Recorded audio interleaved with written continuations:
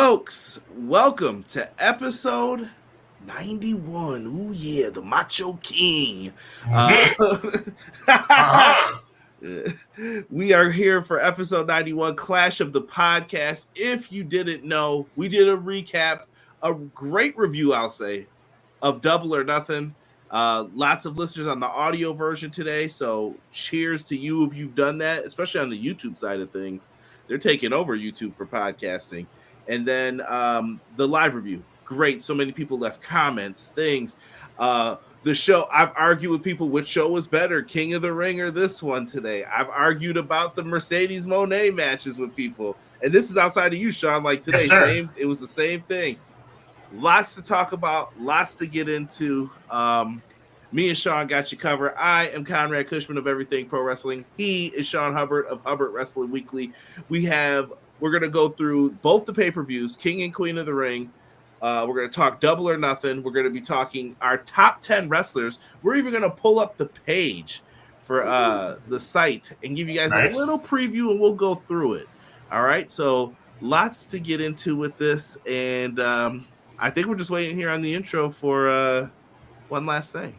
Conrad, it's a pleasure to be here with you. Chad, it's a pleasure to be here with you. Happy Memorial Day. God bless. Let's get this thing going. Conrad, drop that thing.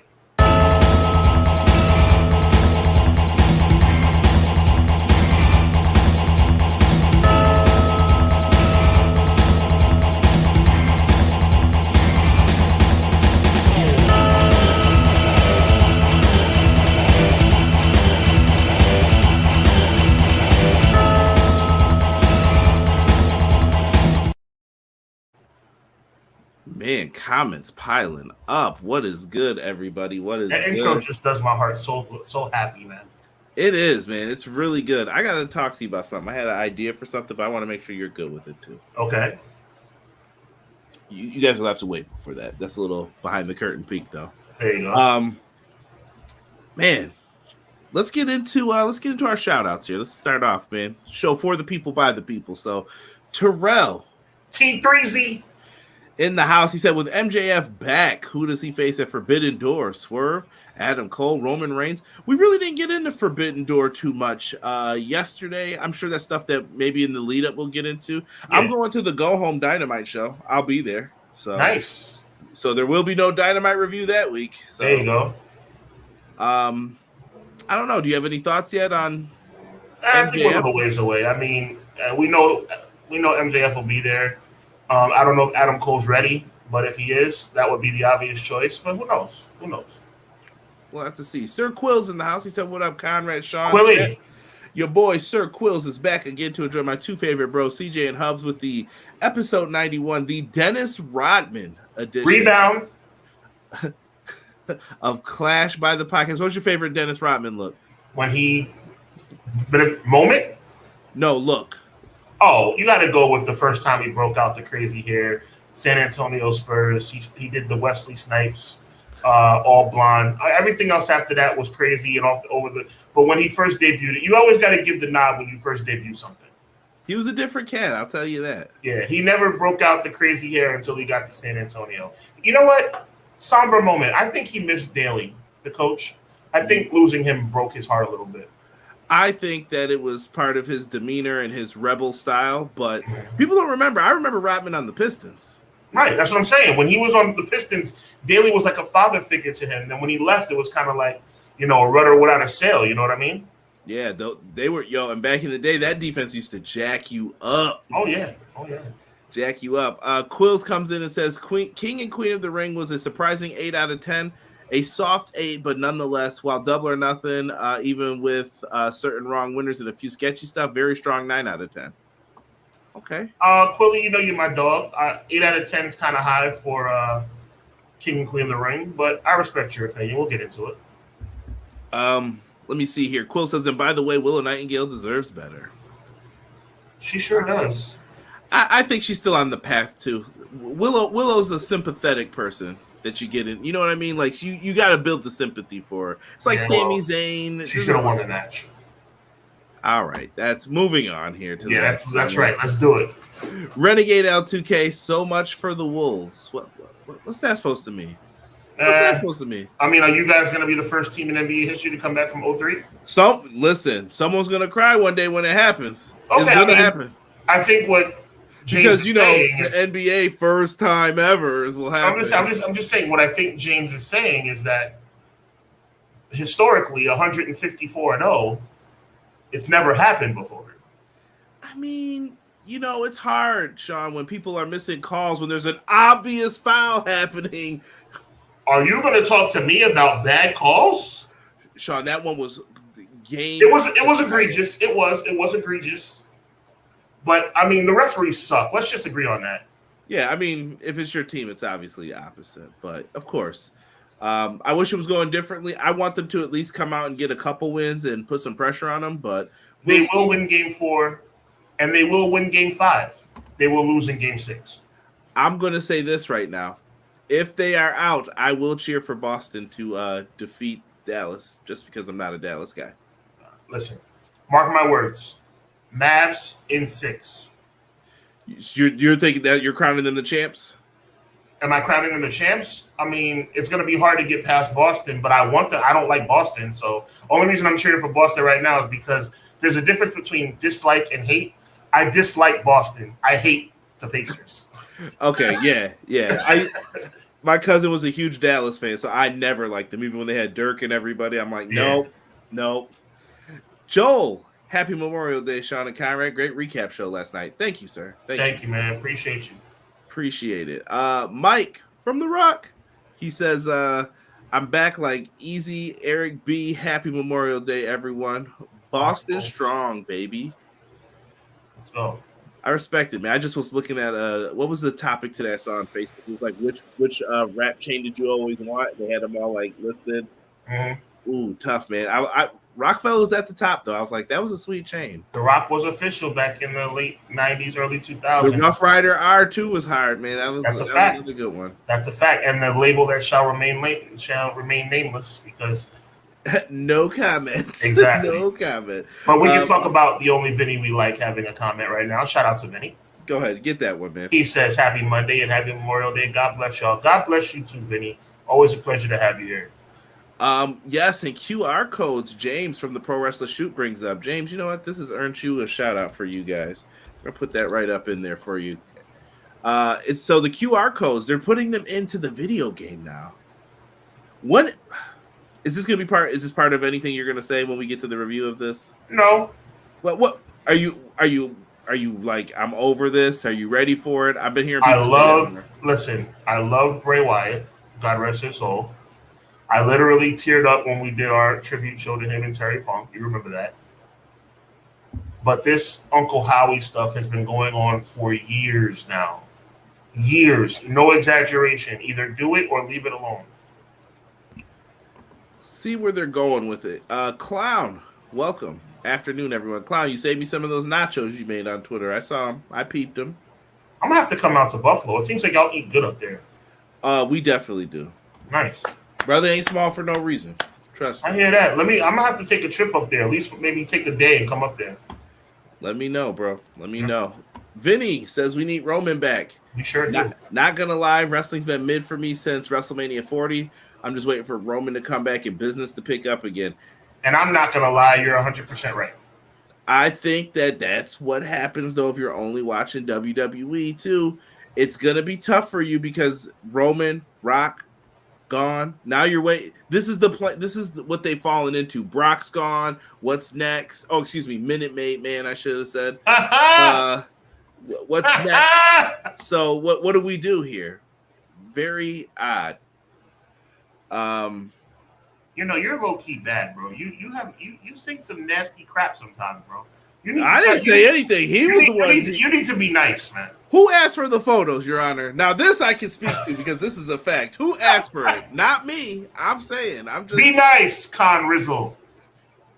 I'm just saying. It's Memorial Day for goodness sake. M Lazy for Sheezy in the building. Hello, good evening. Hope you all had a blessed weekend. And kick off the week with the best two in our pro wrestling community. Your mouth to God's ears, and Leezy. We appreciate that, brother. We hope somebody else thinks that way also. Vinny, thank you for saying this. Because I feel the same way. Cody is running out of credible challengers on SmackDown. There's only Orton and KO. How many times has Kevin Owens been given a title shot? It's over for that. Like, I don't even care about that. Like, nah. He's been stuck in this bloodline like circle. Yeah, it's pretty pathetic at this point. John G, what up? What up? Chisel. Let me see. We got people say AEW was fire. We don't want to hear audio. We want to see those beautiful faces. Thank you, sir. I'm going to allow this, Joel. I'm going to allow this. More importantly, to hear and see you guys. LOL. Oh, yes. Matt Lopez. Apparently, I saw this today, too. Apparently, AEW has too many stories now. Stop moving goalposts. Stop this. Yo, Sean, I was just telling Sean before we got on air in our pre-production. Like, dog, you guys are... I'm going crazy. I see why Tony Khan gets mad and fires off a tweet once in a while, because stop.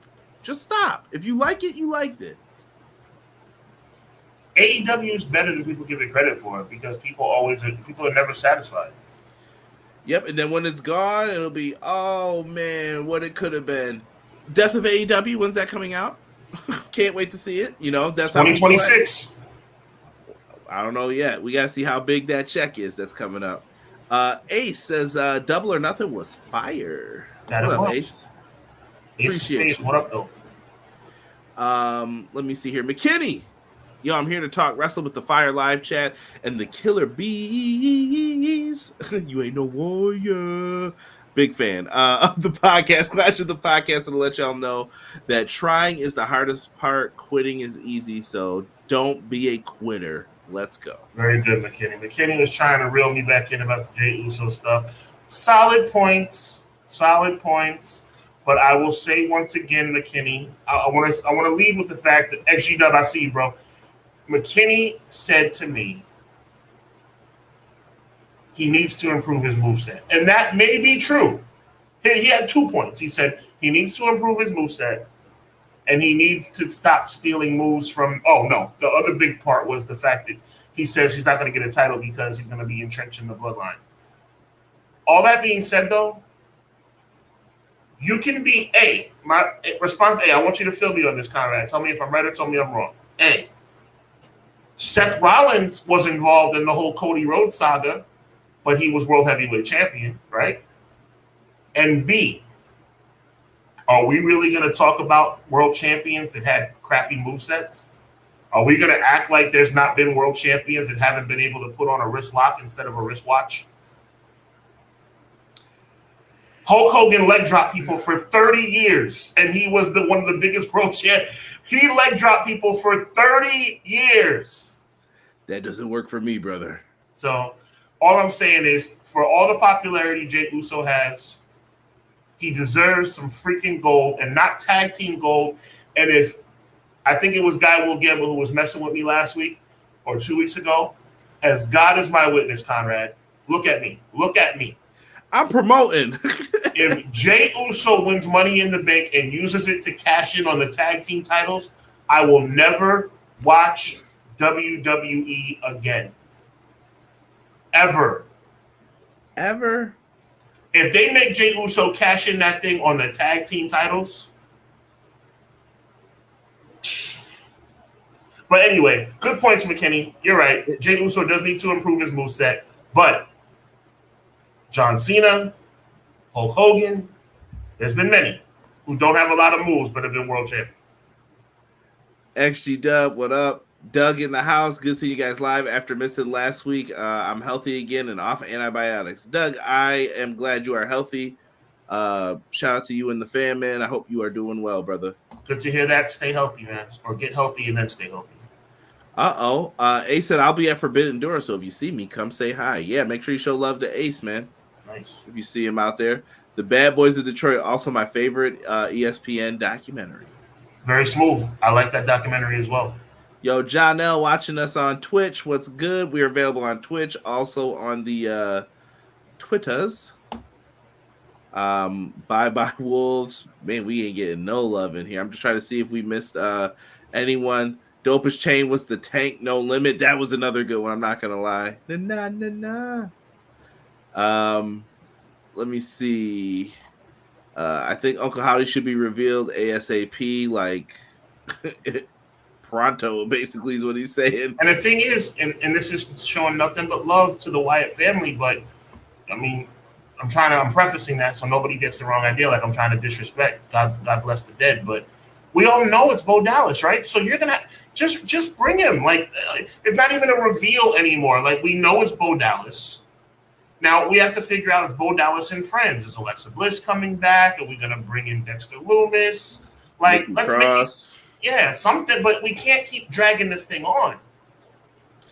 McKinney said, "Don't hate on Brock's kink." Why y'all think I'm hating, man? Listen, if he likes country time, he likes country time. I'm not here to say nothing about it. Oh my! All right. Oh my! B-Boy Skylines. I'm surprised there's no Buffalo WWE this summer. Yeah, I don't know what's up with that. Like I said, we're a B town when we're a B town, but when things are slow, we're an A town. So Buffalo is not a B town.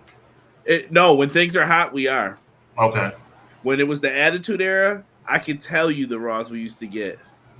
So-and-so versus blank on a pole match. And I would go just for the atmosphere, but I knew it was going to be the Garden. It wasn't going to be my return on Buffalo. I will tell you one time Buffalo got screwed that I remember. Buffalo got screwed because Buffalo was the city that it was announced that The Rock's suspension was lifted in 2001. And the next week he came back in Philadelphia. It was announced that he'd be coming back in Buffalo, but he didn't come back until Philly the next week. I'll give Rock a pass because he did show up though when he made his second run back in the company. Oh, okay. He did show up in Buffalo a couple times, so I can't be mad. Ray, happy Monday. Hope everyone had a great weekend. Ray, I hope you and the family had a great weekend. Yo, shout out to your kid who asked for apparently he asked for action figures of a Sean. No joke. But shout out to your kid for getting I saw he had a Everything Pro Wrestling pillow. Make sure you guys check out our clothing stores, please. They are go to TeePublic and get that EPW merch, please. We got mugs, pillows, whatever you I have want an to do with EPW mug. I drink my coffee out of it every morning, brother. Man, I need to get some of those. I'm slacking. So Ray, appreciate you. Matt's talking about Cody. Cody, he isn't taking some time off to film a new role. He got in the Naked Gun reboot. I don't know about that. I hope so.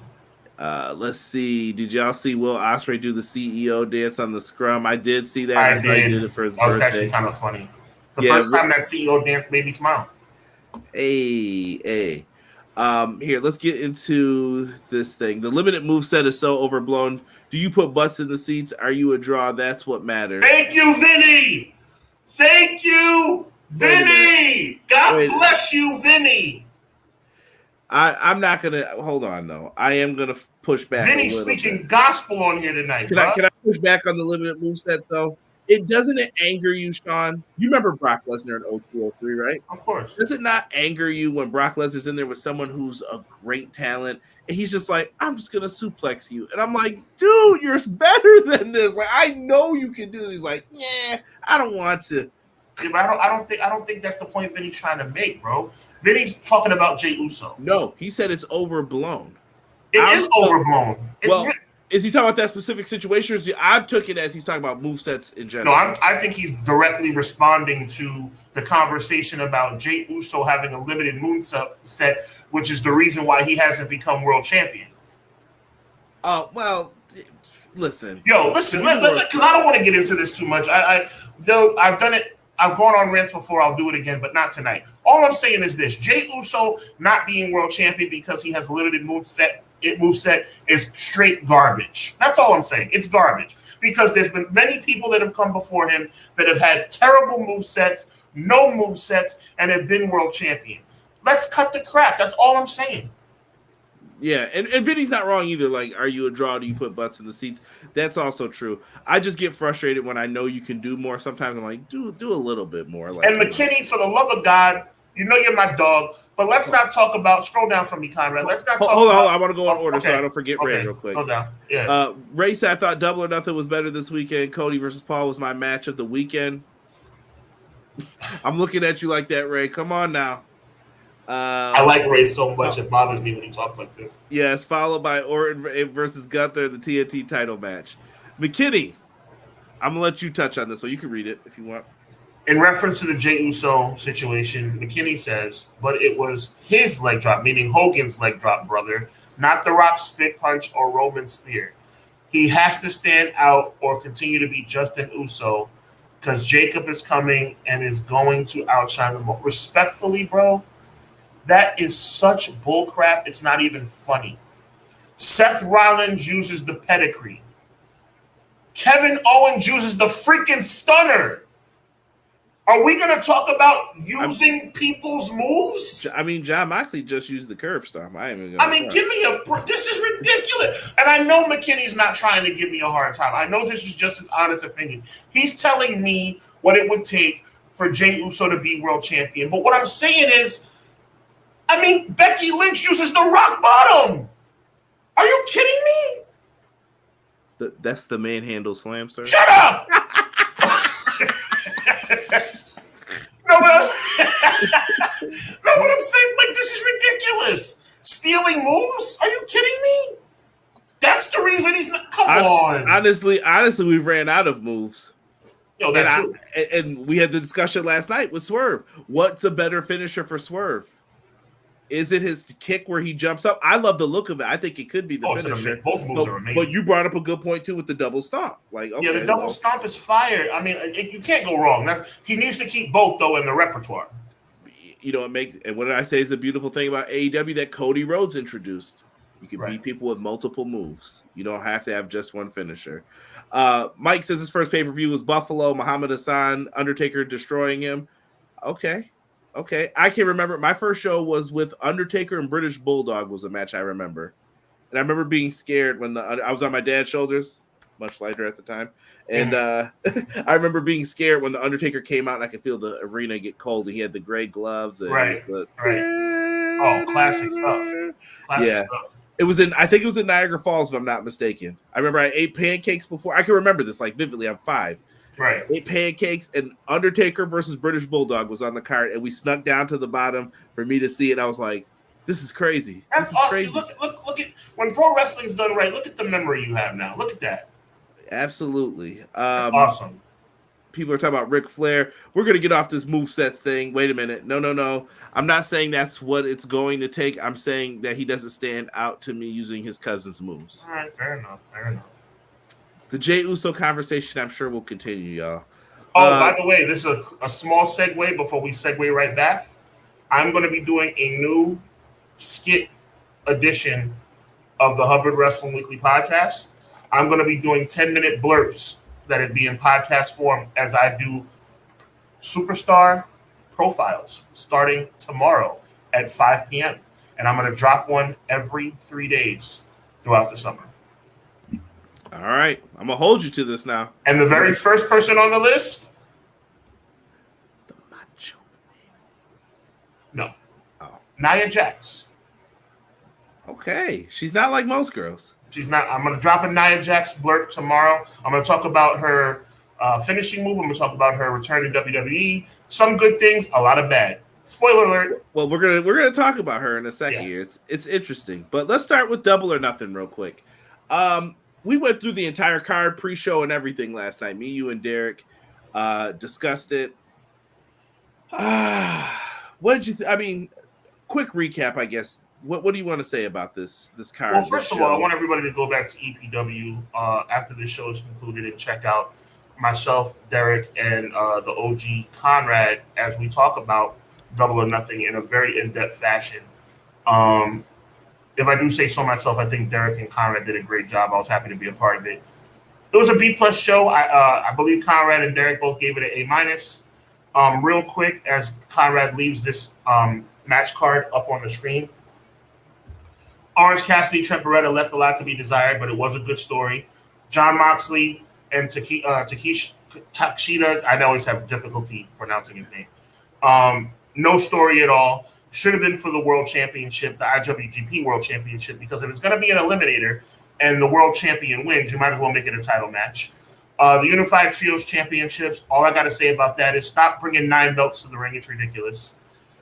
Chris Jericho, Hook, Shibata, like it or not, the learning tree is getting over. I know we're hesitant to say that. Listen to the crowd reaction. Listen to the announcers. I know it's not the best he's ever done. Jericho is over. That's what he does.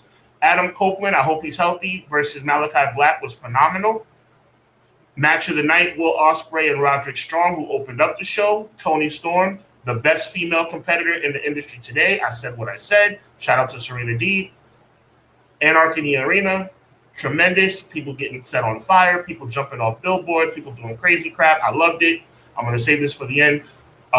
Swerve and Christian, amazing. The right guy won. Shout out to Christian, the best work he's done in his career. And Swerve still on top as he should be. Willow Nightingale and Mercedes Moné did not come through the way it should have. I thought that match left a lot to be desired. I'm kicking it back to you. Andy, welcome, my friend. I'm going to disagree with Sean. I'll go. I know you are going to disagree with me. Absolutely, we disagreed last night. I'm still disagreeing. I thought Swerve and Christian, phenomenal matchup. They did a really good job here. Willow and Mercedes Moné, I thought that they did very well. This match. So me and Rob were just talking about this again because Rob said he disagreed with you. He said that was the last thing he typed before he fell out last night, and we were talking about it, and I was like, "Yo." It was real interesting, and then we started going through. He was like, I don't disagree with Sean about which was the better match. And I'm like, no, I agree. Deeb and Storm was the better match. I was more excited, and the pinfalls got me in that one. Right. But the better building story leading to their match was Moné and Willow Nightingale. They told a better story, despite if you don't like how Mercedes is on the microphone, that's fine. But they told a better story, in my opinion. We still haven't heard anything about who attacked her when the lights went out. There's still stuff there to be sprinkled in. We also had the turn. Do you think it needed the turn at the end, Sean? That was one thing I saw people debating today. Like, could you have saved it for Dynamite instead? Like, okay. No. I think they put all their chips on the table, no pun intended, for Double or Nothing. And we all know Chris, I tried, Conrad. And at the end of the day, like, I think they did what they had to do. Double or Nothing was a big show. We'll talk about somebody who returned in a couple minutes. And I think the Statlander turn was predictable, but in this case, very good. See, it doesn't always work out that way. It doesn't, but predictability doesn't. Last night, Chris Statlander predictably turning on Willow Nightingale was not Rhea Ripley defending the women's championship against Zoe Stark. There's a big difference. Who? Exactly. I'm kidding. Let me stop. So you understand what I'm saying? Like, yes, predictable is predictable, but it's not always the same, bro. Of course. And like I said, I think Mercedes and Willow, what hurt that was it's her first match. Tony's paying her a lot of money. She's got to win. There's no way. Yeah, I know people wanted Willow, but you had to. Anarchy in the Arena. Right, bro. Yep. Anarchy in the Arena, absolutely insane. Where is the photo? I know I put this up. Not my photo, but I had to give screen credit to the person who got this. That looks amazing. I know what they did. I know it's stuntman work. And I had someone arguing, this amateur stuff that they're doing. Bro, this is video game stuff right here happening in real life. That's cool that they could pull something like this off. It really was. I'm actually looking at it on my phone to get a closer look. It was really, really good. I could have gotten a clearer one, but I wanted to make sure that the photographer. It's all good. Yeah. So Scott Leash, thank you. All credit to you for the photo. But dude, absolutely amazing. And I'm sorry, let me finish running down this card. Anarchy in the Arena was crazy. Elite pulled it off. Timeless Tony Storm, Serena Deeb. I'm going to echo what Sean said. Derek got up and walked away because Will Ospreay got thrown up for the end of Heartache, landed on his feet, and hit a hidden blade on Roderick Strong. Roderick Strong and Will Ospreay crushed this match. Adam Copeland, I just read, I'm not even kidding you, Sean. I think it was even during when I just logged on to promote us on Twitter or X, pardon me, I'm getting old, that Adam Copeland might be injured. I'm looking it up right now. I saw it from Brian Alvarez. Yeah, Dude, we forgot to bring that up last night. That landing was not good. No, it wasn't. No, it wasn't. Could you imagine at our age falling off a steel cage like that? My knees hurt when he did. I was like, oh, it's tough, man. Being in your 30s, I can barely get out of bed sometimes. So I'm all right, but there's times where I'm like, I do the whole thing where I rub my knees before I get out of bed. Like, all right, let's go. Yep. Or they say that's when you know you're getting old. When you get in your 30s, you start making that noise to sit down and get up. I did a lot of work yesterday. I was like, nope, I have arrived. Yes, sir. Let me see here. No issues for Perry after that spot. Darby was hurt but got checked out at the hospital. Appears to be okay. No major injuries from him. Copeland was hurt from the cage dive, but I don't know the severity yet. So that's the update on that. The FTW championship thing, I'm not saying like bump it to the fullest, but we'll see. I feel like Jericho's matches or one of these matches could have been left off here. Maybe Moxley and Takeshita probably. Looking at this card, I think if you left one match off this, you would have had a much higher feeling for people coming to the show. Just me. I don't mind, man. They put on a pay-per-view and it was amazing. And yeah, 4.5 hours. You want $50? You got to give someone. Some of these little matches, maybe it's not for you; it's for someone else, bro. WWE puts on $9.99 pay-per-views. I'm moving on from that. That's what. No, I'm not even being funny right now. It's the WWE puts on $9.99 pay-per-views. That's what they do. There's only one exception or two exceptions, and it's because you can't even include Survivor Series anymore in shows that get you all hyped up.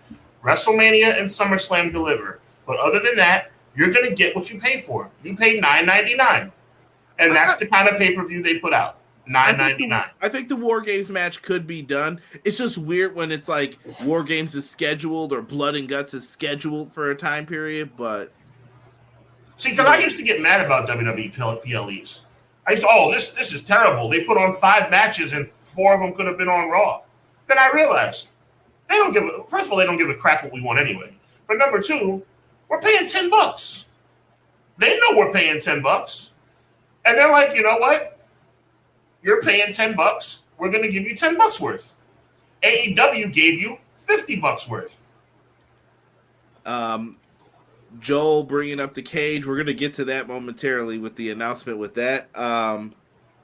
So, wait a minute. If you take OC and Trent, Mox and Takeshita away, 3-way match, and I'd give this a 10, but a solid 8 for me. AEW doesn't miss on pay-per-view. Mox knocked out Takeshita out on Wednesday. Why would I want to see that? Saraya went after Monet. What do you mean by that? Does anyone know? The attack. She attacked her? The attack. I think that's speculation about who went after her. Ah, okay. Interesting. She technically was the person who gave her last match before she had to take that time off. Turn should have happened during the match. The ice bath was to hide the fire. Yeah. Absolutely, clown. The fact they let Monet win clean was what I didn't enjoy about the match. I need some duckery. I like that you covered that up for the finish. Should have been part of the match, in my opinion. Hope and Copeland's injury isn't too bad. Yes, and I guess we can get into one of the good things for the show. MJF's back. He is back once again. Made his return afterwards. What did you feel for MJF here, Sean? It was needed. Uplifting. They did what they had to do. Last night was a big night. It was the 6th installment of Double or Nothing, which means it's the 5th year. For those mathematicians out there, WrestleMania 1 is the first day, and then a year later is WrestleMania 2. How is it the 2nd anniversary if it's only been a year ago? It's the same show. So this is the 6th Double or Nothing. I'm talking about something that happened in my comments today. It was like, it's 6 years. No, it's not 6 years. They've had 6 Double or Nothings, and this is the 5th year. Dummy. But anyway, they did a great job. They pushed all their chips to the middle of the table. MJF coming back was appropriate. He is AEW. So if he's still under contract, it's time to come in. He's had enough time off. He's been off for like 5 months. Yeah. I mean, It was the question was, did he need surgery or not? But we didn't know that. And this is why it's important to hold these things kind of close, right? Right. This is what I personally think this is what fans should be doing. We should be talking about these things, speculating. But I like when the wrestlers hold things close because then we don't know. And then when he showed up, it was like, oh, that's cool. That's what's up. Right. You know, I know there was speculation beforehand, but listen, MJF being back is nothing but a good thing for that company. They need all the star power they can get, especially on television. And if he can't wrestle, maybe you have someone do a GM role. You know? There you go. Vinny said those $9.99 are affordable PPVs, though. Yeah, they're affordable. That's why you're getting, crappy matches like Zoe Stark. I'm never going to stop referencing that match. And you know what, Sean, not to be funny, that might change with AEW too, though. People are complaining about the price point. Then when it goes to $9.99, man, how come we're not getting as many good matches as we used to and stuff? You guys are telling them what to do. If you don't spend the money, then they don't care. Okay, well, we'll just go that route. You know what I mean? And I know that they shouldn't be full blown like that, but you get what I'm saying, right? Like, okay, we'll go to 100% right, bro. You're 100% right. See, that's what I'm trying to say. And I'm going to take 30 seconds and I'm going to move back to what we're talking about. WWE charges what they charge. But you have to expect, my guy Derek, but you have to expect that you're going to get a lower quality product. If you don't want to see LWO versus Hurt Business in a 6-man tag on pay-per-view, too damn bad. Because WWE is charging you $9. And they know they're charging you $9. Don't expect to see Prime Flair, Prime Rock, and Prime Austin against Prime NWO at Backlash when you're paying $9.99. To me, what AEW showed me was, remember when we all thought pay-per-view was dying because no one was buying the WWE pay-per-views? No, it was because they were bad. No one was buying them. That's what the issue was. Vinny said, imagine paying $50 for Fastlane. Imagine paying $50 for King of the Ring, bro. You're paying $10 per match. Are these matches worth the $10 then? They wouldn't be. I'm sorry to say it. I would want more for a show than that. You're leaving a lot of people off the cards. When's the last time Rey Mysterio was on pay-per-view? We could play these games all day. I walked away, man. I walked away. Is he an AEW lifer? His promo will age poorly if he ever jumps to WWE. No, it won't. He'll just get a WWE tattoo on the other leg. He's got to where he can cover it up. AEW gave MJF his opportunity. Sure MJF did. was good in MLW. He was good before this, and people knew that. That's why Cody picked him. He'll be fine one day. But AEW is what, if he ever gets to go to WWE, it's because of AEW. WWE could have had him. They could have had Cargill. They could have had a lot of people. But then once they saw the star power on the screen, they were like, I see it. Because you know what solves all the problems in WWE? And this might be under the old regime, but I think it's the new too. Money solves all problems. Not better behavior. Let's change our ways. Money. Derek coming in, Gangrel the Impaler. I'm still waiting for you, Derek. I hope you've been thinking about a Gangrel moment in WWE that was better than what happened last night. Good luck. Hard pressed. I just need DMD to come back. That injured list, bro, you could build a roster with how many people are injured right now in AEW. 100. Heels can win clean, in my opinion. Doesn't always need to be booked at Titan. He put the trademark on it when he wrote it. The Titan protection booking. Yeah, I agree with that. Give me a Sid. How many people are illegally streaming $9.99 shows versus $49.99 shows? You tell me. Well, I would assume that more people buy WWE pay-per-views because they're cheaper. Yeah, that's part of the network. It's part of the Peacock thing. Yeah, but guess what? Peacock's going up. Yeah, I heard. And then where are you going to move it all to? Oh, Netflix? You're more money, please. So get ready to cough it up. Sean sounds like me. He does his research. Oh yeah, we've been doing. Thank you, Mike. I try to talk, with some sense behind what I'm saying. I like to look things up and make sure I'm factual. The bottom line is, for me, WWE are being one thing you've never heard me say, Conrad, that I think WWE has stupid business practices. You've never heard me say that. They're very strategic and smart when it comes to business. I don't like their product. We just think they're unethical I love their sometimes. Business. We just think they're unethical. That's all. Exactly. Yeah. Of course it's a smart move to say if you air Starrcade, you won't get WrestleMania. Of course that's smart. It's unethical. It doesn't mean you're actually good. You threaten people to get the way that you wanted to get. The difference between me and, dare I say, Conrad, and people in World Wrestling Entertainment, Conrad and I like to sleep at night. WWE doesn't care about sleeping at night. WWE will rip your throat out and smile and sleep like a baby. I'm not that kind of a person. And I hope people feel like they've gotten better with it. I saw someone bring up 2-night shows. WWE would never lie to someone and then bait and switch them. Would you say that, Sean? I would agree. Good. So SummerSlam, 2 nights. First night 2026 after they were promised WrestleMania. What a slap in the face. Minneapolis, baby. What a slap in the face. Yeah, this is definitely like a make good. They're unscrupulous, bro. WWE does not care, bro. Yo, that's a big word there. I like that. Yeah, I said it, and it's right, too. I know. That's a good WWE word, does not care, Conrad. They do not give a crap about what people think. They don't care about Minnesota. They don't care about the Vikings. They don't care about the Minnesota Twins. They don't care about their governor, their mayor. They don't care about nothing. They care about money. They ripped WrestleMania away, and they gave them SummerSlam as a consolation prize, and they could care less. In England is being discussed, someone said, for SummerSlam 25. We'll see. McKinney said the MJF return was needed. No one is must-watch hot due to the direction of the story, but MJF could spark a lot of stories. But I wouldn't spend too much time on that devil crap story, one and done. He still has to get his revenge.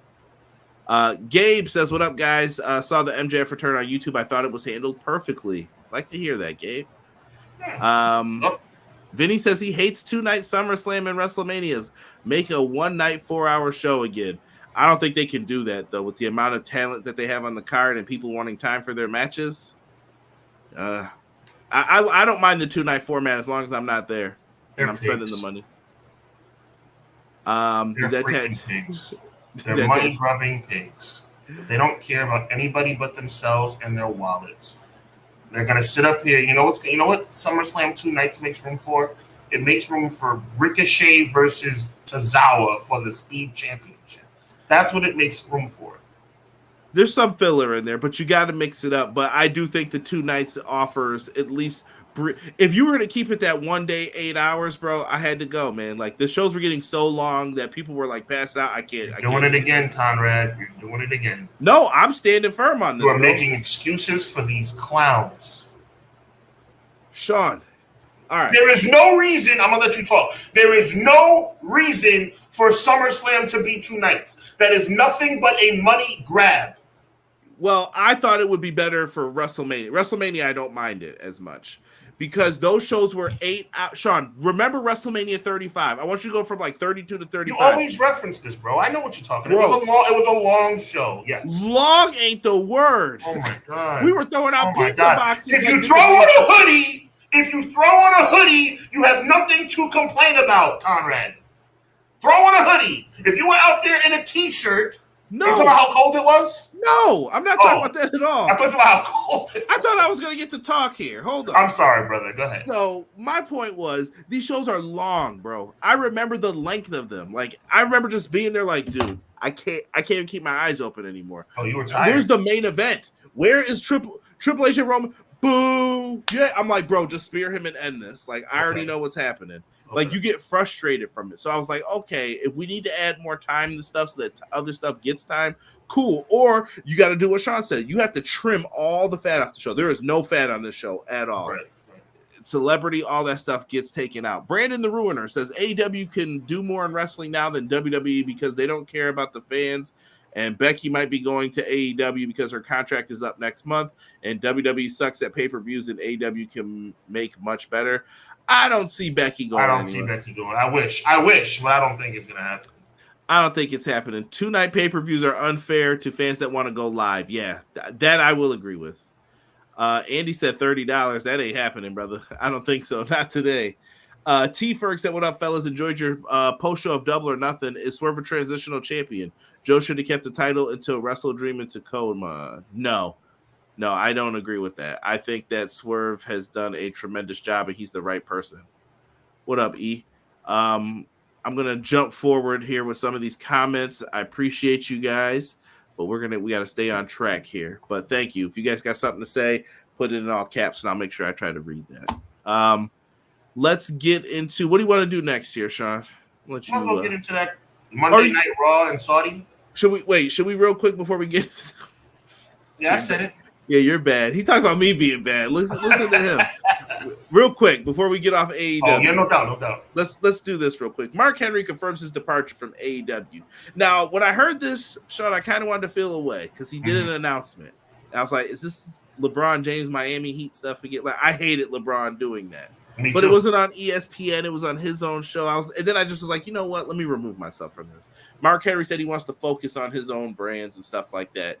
How do you view this Mark Henry leaving? Is this like trouble in paradise? He was one of the guys that stuck up for Punk, kind of. I think it's one of those small instances where it's really just him moving on. Honestly, I don't gather. My spirit doesn't tell me that there's something going on. I think honestly, he's just like, I'm just a behind the scenes guy anyway. Maybe his show is doing well and he wants to just put more effort into, like you said, his own brand. I don't think there's anything to it. Okay.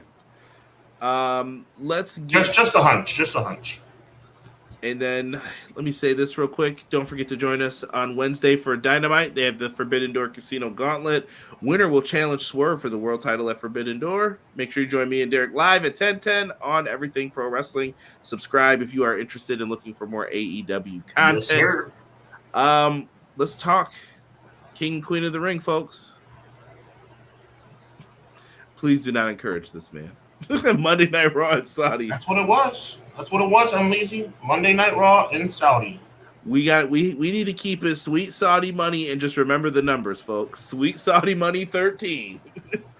They are, and I've heard they might be re-upping. Think about this, Conrad. I'm sure this hasn't dawned on you because you probably haven't thought about it, and if I were you, I wouldn't be thinking about it either. Tonight's women's title match is going to be better than the one at the pay-per-view. Are you talking about this women's title match? Exactly. That's why I brought it up. See, WWE, I don't know, I feel like I'm repeating myself, doesn't give a crap what you want. This just makes Quills look right about the rematches, too. And at the end of the day, you know what? Let's go down the tiers of the card. And you tell me if this wasn't Raw, Saturday, Raw. You tell me. You tell me if this wasn't Thursday, Raw, Thursday on a Saturday. You tell me. So let's see what we got. Some good comments coming in. People laughing at Hubs. No, they're not laughing at me. Vinny's laughing with me because he agrees. M. Leezy agrees. Well, I mean, laughing at your comments. No, I know. I'm not that sensitive, bro. I'm telling you that WWE, bro, I don't understand. Like, it's so obvious that they don't care, bro. They botched, and by the way, thank you for correcting me on that last night. They botched the King of the Ring final on purpose. What? So what you're telling me is, WWE, you want us to pay our hard-earned money to watch the conclusion of the King of the Ring, and you botch the ending on purpose to milk another match? Are you kidding me? Let's run through this. They're pathetic. They're pathetic. Can we run down this? You're the boss. You do what you got to do. I'm not the boss. They make me sick. I'm the CEO. See, until you set it up. So Sean hates that song for the record. Not so a fan. Stupid. Oh it's my growing, God, though. Conrad, that's why I love you, brother. Thanks for making me laugh. People are gonna start doing that. I like the crowns better. Like I said, we're not getting the antler ones anymore and stuff like that. But these are close-up looks of the crowns because you're gonna see pictures of them momentarily. Pre-show, women's tag titles were defended against Candice and Indy. Just hearing you talk about this makes me laugh. Tell them who they defended the title against, Conrad. Jay Cargill and Bianca Belair defended the titles against Candice LeRae. No, say it again. Say it with your chest. Jade Cargill and Bianca Belair, the most dominant female tag team probably of all time, defended the title on a pay-per-view against who? Candice LeRae and Indy Hartwell. They're pathetic! They're pathetic! Holy crap! They are pathetic! Candice LeRae and Indy Hartwell on pay-per-view? Are you freaking kidding me? And you want us to take the Women's Tag Team Championship seriously? Are you kidding me? Yeah. I mean, that's what you travel on a plane to go to the other side of the world to watch Indy Hartwell and Candice LeRae challenge for the Women's Tag Team Championship. Holy crap. Unbelievable. I mean, it's ridiculous. It's ridiculous. It was a solid defense, as you can see. The ladies came defense. Out. A solid defense. And they did their thing out there in these streets, man. So good for them. Let's move into the main card here. Let's get into Queen of the Ring. Lyra Valkyria. I'm gonna need somebody who I'm getting reverb a little from you, Sean. I need someone to tell me, like, yo, what's the deal with this, bro? Like, why is Lyra special? I don't know if it's a me thing. I don't know if it's a someone else thing, but I don't get it. Neither do I. I don't get it. And I don't mean that like she's a bad wrestler. She's not at all. She's a good wrestler. I just don't what's the big deal here? Is she good at making people look good? Is that what I'm supposed to be invested in with her? I'm just trying to figure it out because it's not lining up for me. So McKinney, I think he's our NXT expert. I'll give him that title. What's going on with her? Like, what's the deal? I love the finish for this, though. I thought it was very creative. I don't know how you felt. I know Sean's not a big fan of the bonsai drops. I've been waiting to hear this from him. Here, let me pull this up. She went for a power bomb like this, and then Nia just, no pun intended, annihilated her with that sit down bonsai drop and gets the win and becomes Queen of the Ring. Triple H presented it to her. She gets her crown. What did you think, Sean? And title shots are on the line now. Good to know, Hunter, right before the main show when we get to the finals. Would have been nice for someone in the beginning to know that. But what did you think of this? The right woman won. Okay, so, but I'm trying to remain calm here. Okay, why is not someone Michael P.S. Hayes, Bruce Pritchard, From Heaven, Gorilla Monsoon? Why is somebody, because Triple H ain't, why is someone not telling Nia Jax that she cannot put all of her body weight on her opponent's chest?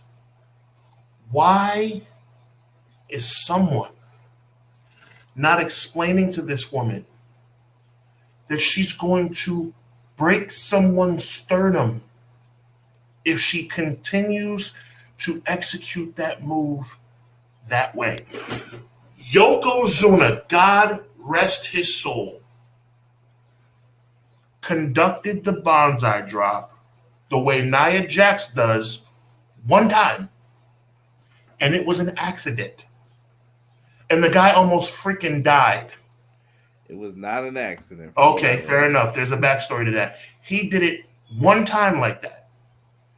You were supposed to brace yourself, land on your feet, and let your weight fall on the person's chest with only 75 to 80% impact, because Nia Jax, no shaming her body at all. She's a beautiful woman. Nia, is it safe to say she's 200 pounds plus? I'm not being funny about that at all. I'm not being disrespectful at all. Is she 190 to 200 pounds?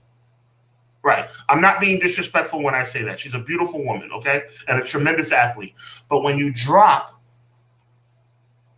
190 to 200 pounds, look at how she executes the move. Am I the only one who notices this? It's dangerous. It's a historically significant move. And it's a family move. I love the fact that she's using it. But the way she's doing it is not safe. I don't know, because here's where I'm going to step out of the wrestler realm, for me at least. I don't know what makes that move super safe and what does it. Have I seen one that I was like, ooh, there was one. I think it was on like I said, Yoko almost destroyed a guy. I thought it was an accident. Yeah, well, he let his feet slip out from under him. Apparently, that guy was disrespectful. Okay. And I don't know the whole story with it, but that was it. I don't know. ES, real quick, I'm going to answer your question. Is Indy doing stuff with Dexter Lumis? No, he's been missing since Gomez era, honestly. I don't know. I can't really say anything bad about it. I don't know enough about the move. I don't know if people are being hurt or whatnot. I would assume if someone was being hurt, they would go to Triple H and be like, yo, we can't do that no more. Switch it up. Go to a different move. I know about the move, Conrad. I don't claim to know it all, bro. But when I'm passionate like this is not Jey Uso, and I'm talking about real life here. I'm talking about somebody getting injured. She's dropping. You can see her feet come out. You're not supposed to. She lets go of the ropes. You're not supposed to do that. Her setup is much quicker than most. Like, when people do the Vader bomb, they wait a second and then they go down. Yes, exactly. You're not supposed to do that. She's going to hurt somebody, man. Watch it again. Not McKinney, Emleezy was talking about. I challenge every one of you guys. Please, and not the one where Yoko made the mistake on purpose, whatever, when he squashed the guy that was getting on his nerves. When he kicks his feet out.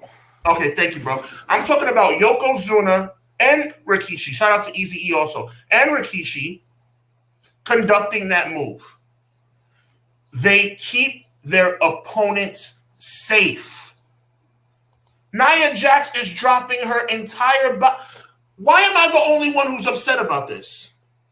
I think it's because here's my thing, Sean. I don't get in the ring, so I don't ever want to tell someone like, oh, yeah, I know what it's like to be in there.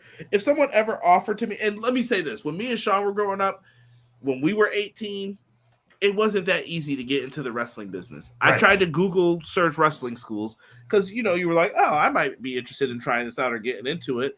You know why I couldn't get into it? It was like a secret society club still in all my areas. Nobody would tell you about it. How do you get in? What do you got to do? No one would tell you. So I don't claim to be a wrestler. So that's why I'm like, I'm not going to say anything. If that's what's going on, I think the truth will eventually be revealed. Like, yeah, you got to stop doing that. Am I saying Sean's wrong? No. Sean sees what he sees with his eyes. If he's seeing someone looks like they're in pain or she's kicking her feet out or something bad's happening on the setup for it, he might be right too. If they're now, I want to amend what I said slightly, brother. Okay. If there is something that the opponent, and to use the most two recent opponents, Lyra Valkyrie and or Bianca Belair, if there's something that the opponents are doing, clenching their ribs, maneuvering their body, tightening up their core, that stops them from being hurt, okay, then I'll admit I was wrong. But if that's not the case, if you're looking simply at the execution of that move, Nia Jax drops her entire body weight on the person's chest. It is not the way Yokozuna or Rikishi did it. It's just not. And it makes me cringe. I thought she killed Valkyrie. I thought she freaking killed her, bro. That's why I thought it was a great finish, though. I was like, man, if everything went to plan and that went right, that looked brutal. Vinny brings up a good point that I was going to ask you about too here. So she's got the title match against Bayley. I think I've seen a couple people say Nia's beating Bayley for the championship. Not everyone's meant to have a 6 year long title reign, but Triple H coming out to raise everyone's hands. I've seen this lately being said by a lot of people on other podcasts, even that I've just kind of given a quick listen to as a kind of, friend to friend, like, hey, check out my podcast. Triple H is in the beginning opening package now, then, now, forever, together, right. Whatever it says. I don't know what it is now. Then now, get it together, right? On sale right now on threadless.com, Hubbard Wrestling Weekly. Vinny says that Triple H coming out and presenting the crown seems more like look at me. And I know people didn't mind the pictures at first, but people are like, now the pictures are getting cringe. What do you guys think of that? And I'm posing that chat to the chat too. What do you feel on that with Triple H? I think it's a power play. I think it's about getting attention. That's not really his. I do see it more of like a look at me kind of deal. I do. It's getting a little bit. It's corny now. It's like every title change, you have to take a picture with the champ. That's and then you have to come out and present the crown or present the champ. It's a little corny. It is. Yeah. Man, Matt said I've rewatched that Yoko moment many a times. Yeah, that particular one. Educate me real quick. 30 seconds. He did it on purpose? Yes, because the jobber was being disrespectful backstage. So there's certain things that you do and there's certain things that you don't do in pro wrestling. Apparently he violated something.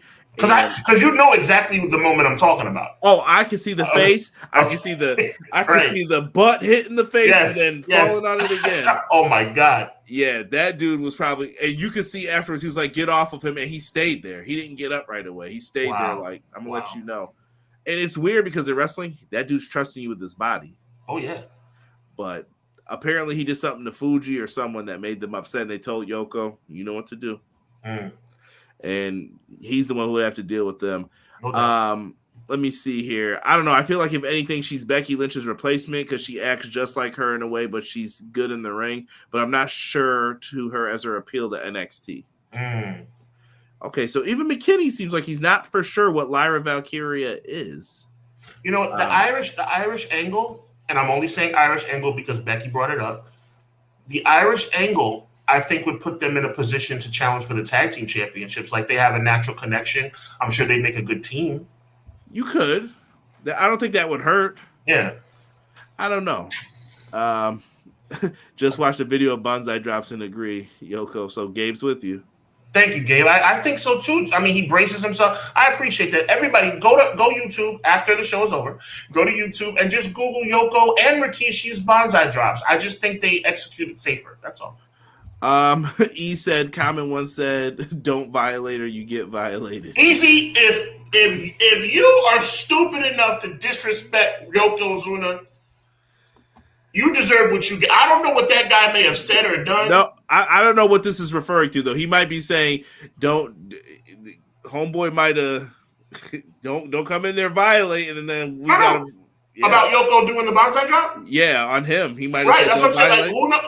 I'm just saying, whatever this guy did, whatever this kid did, I mean, he must have really pissed him off because Yoko destroyed that guy. What happened? If memory serves at the start of the time. Okay, here we go. Oh, what are we talking about, bro? Talk to me. For people listening on audio, Conrad is crying, laughing right now, silently. I don't know what he's talking about. It's McKinney's comment. I'm sorry, y'all. I got to jump to McKinney's real quick. You gotta read. All right, McKinney's hilarious, bro. All right. All right, we have to do justice and at least he says it, he doesn't cuss or anything, so I'm gonna read the comment. McKinney says, in reference to Nia, them buns might be hella soft, but her letting go of the top rope was a mistake. But that finish was great, Queen Nia. Why did he mention the buns? That's what I read. That we're trying to be professionals. We're on air. We're professionals over here. We're talking about buns. Man. Look, McKinney is hilarious, man. McKinney's hilarious. You know what? You know what I'm gonna do? I'm gonna amend what I said, bro. I'm gonna assume. This is a shout out to McKinney, to Easy, and to you, Conrad. I still think I'm right, but I'm gonna assume that the opponent has come up with a way to protect themselves. Maybe they tighten their core to the point where it doesn't matter. Yeah? Maybe they tighten their core so she can drop all 200 pounds, again, respectfully, she's a beautiful woman, on the person's chest, and it's not going to do any damage. Because other than that, I don't understand what's going on. I don't know, but Doug brought up a good point. He said he got buns that dropped as a kid from off a fire hydrant. Backyard wrestling is never appropriate. Don't do it. I know people do. And he said that it knocked the wind out of him for sure. So you have to be careful with doing certain moves. Conrad, am I bugging? She does the move different. I don't. Here's the only thing I've noticed with the move as compared to Rikishi, Yoko, anyone else who's ever done it. The timing, she is very quick to set up. It's quick. Like, she's up on that rope. She's coming right down. She's not doing the, like, you know, they wait on the ropes for a second, get your footing. Okay, boom. Instead, she's just like, boom, boom, boom. It's coming down, and it's over. That's it. That's her finisher. Let me give you guys a little bit of physics. I think this is the right thing. Physics, all right? When I land on you, okay, if my feet are off the ground, right? My feet are off the ground. When I land on you, if my feet are off the ground after I land, would that not mean that my entire body weight is on you? It could be, depending on how your feet are positioned. All right, I'm gonna leave it alone. Because you could, well, now someone's gonna start making it nasty if I start saying what I'm gonna say. No, I'm not body shaming Nia. No, I'm saying I'm gonna start saying something that people are gonna start making it nasty. Like if you're squatting, like in that position where your feet are down, you could. We're gonna take it there now, Lord. I'm just saying. No, I'm not being nasty. I'm just saying these are athletes. So look, all I'm saying is if somebody gets stretchered out legitimately, remember I said it first. Kevin Nash complained about Mabel too. Kevin Nash's word ain't going too good around here these days. Yes! Thank you, Conrad. That's why you're the best in the freaking business. That's what it reminds me of. When he squashed Diesel, when Mabel squashed Diesel, that's what it reminds me of. And then Diesel proceeded to squash his career after, but yes. Touche. But that's what it reminds me of when Mabel squashed Diesel. That's what it reminds me of. Yeah. Nia has improved, to be fair. I see a lot of people saying that. I think so too. Conrad, have I not said she's gotten better? Well, I think we all have. Yeah. She's proven us wrong. Good. We won't mention who. Someone said in the shoot that if Yoko liked you or respected you, he would be as light as a feather. You wouldn't feel a thing. But if he didn't, then it'd be a lot more reckless. Well, Yoko was legit 560, 580. So if he dropped on you for real, that doesn't seem safe. Yeah. Let's get into the next match, which was for the Intercontinental Championship. Jesus. We had a tremendous triple threat. Shut up! I have to do this when you're being negative. I'm just going to... Conrad, I love you, bro, but don't... Conrad, you're killing me! We had a triple threat match with Bronson Reed, Sami Zayn, and Chad Gable. The story of this was really Otis. What was Otis going to do? Right, you're right. That was the whole story. Yeah. So we all knew what this was designed to do. Chad Gable did not eat the pin. Bronson Reed did. And he was defeated. Listen... Rob has had the best idea I've read what to do with Bronson Reed moving forward. Get him and not Obafemi. Who's the other brother that got called up to Raw and then they had him? He was big dude, another big guy with the dreads. Oh, this is gonna make me so mad. Someone please put this in the chat. Odyssey Jones. There it is. It just hit me. Odyssey Jones. Put them together and make them the new Natural Disasters. They could squash people. Thank you, James. Yes, put them together and they would destroy people for sure. Chad, we're for the record, I want everybody to know me telling my brother to shut up is strictly just having fun. That's my dog. But Conrad is actually poking fun at me. That's the reason why I said that. And secondly, what a disgrace. We're talking about the Intercontinental Championship, bro. I mean, listen, it wasn't an awful match. It's not pay-per-view worthy, Conrad. It's not. Bronson Reed versus Chad Gable versus Sami Zayn is a Monday Night Raw match. Isn't this whole card Monday Night Raw, though? Isn't that? Except for Becky versus Liv, yes. Some people say house show, even. House show's a great analogy, absolutely. Gable should have won. Not yet.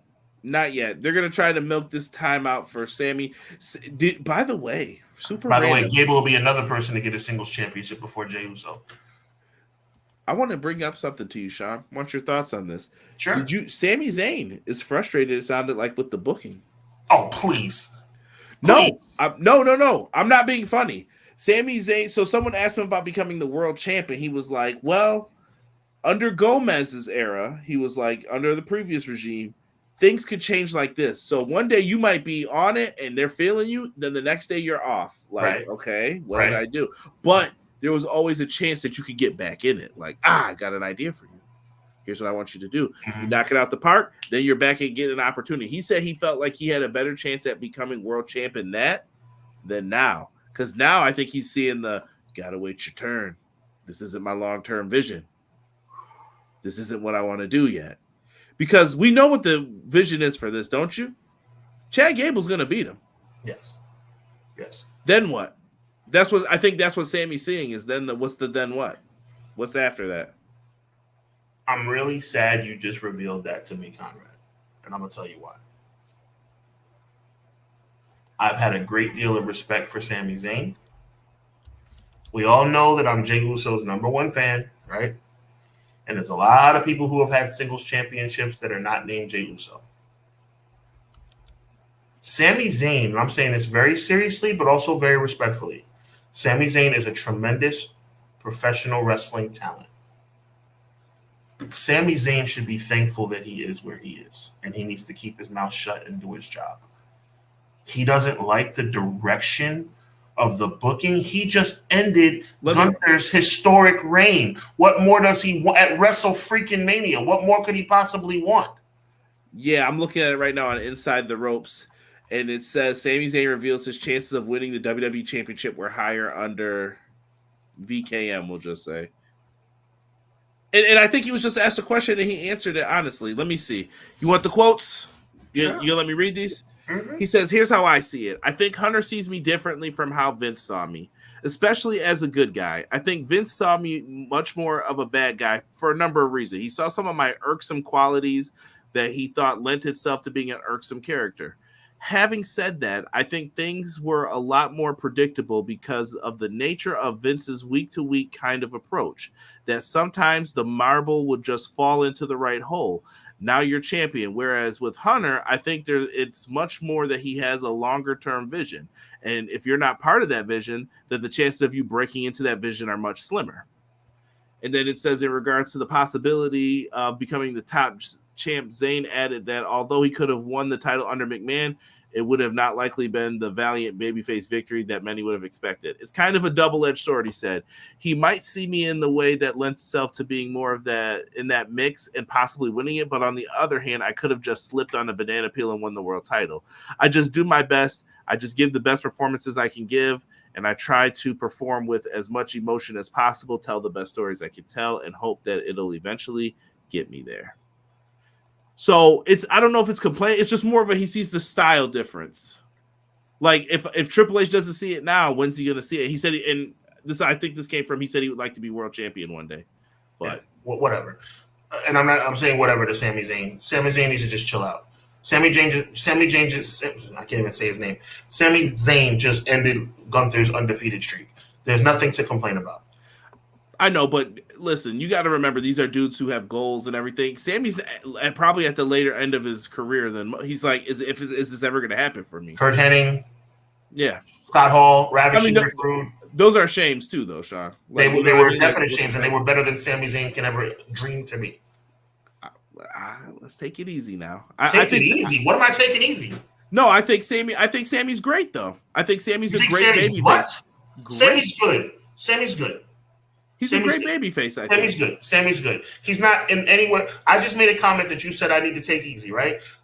Kurt Angle, excuse me. I think, let me say this. He's just as good as Mr. Perfect at being sympathetic in taking bumps as Mr. Perfect is as making someone look good. I think he's one of the best sympathetic wrestlers in ring. Go back and watch those takeover matches, the early ones. People were cheering for him to get up and do something. Please get up. And Kevin Owens is powerbombing this man to death. And they just, he ain't getting up.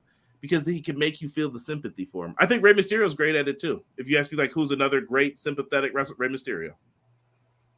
Even though he probably deserves it some of the time. I respect you, Conrad.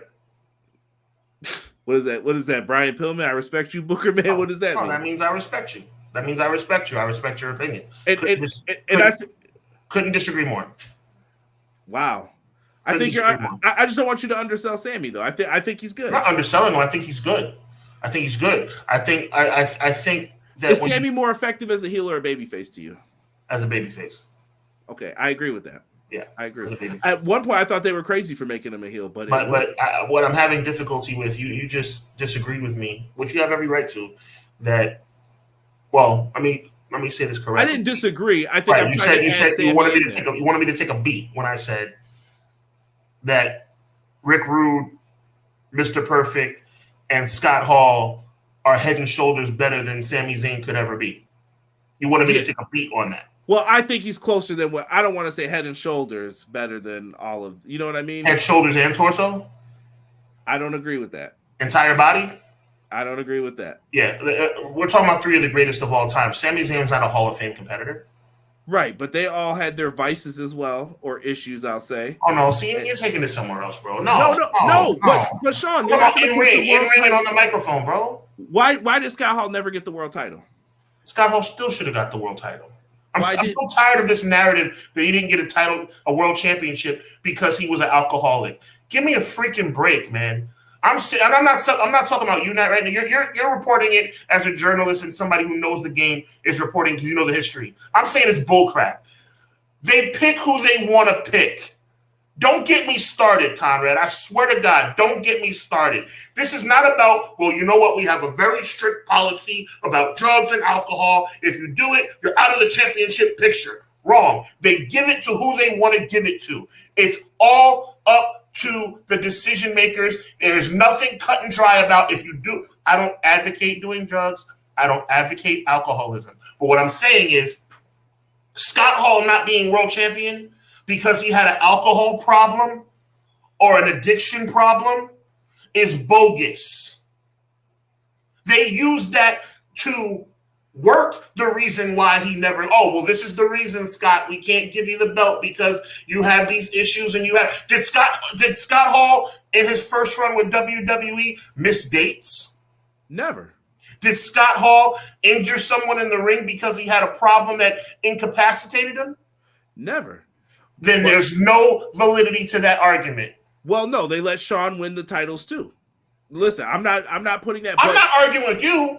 I'm talking about that premise that Scott Hall, it's bogus. Well, listen, what do people do in arguments though, Sean? They pick and choose when they want to use a 100%, brother. And maybe that's what someone said, like, you can't give it to this guy because X, Y, and Z, whatever their problem is. Right. So, and listen, and what I was saying with Rick Rude and all them too is I know someone that Rick Rude punched in the face for no reason. Well, so if you can educate me about a reason why Rick Rude didn't win. Rick Rude punched someone in the face for no reason one time. I won't say, I'll tell you after. I know the person.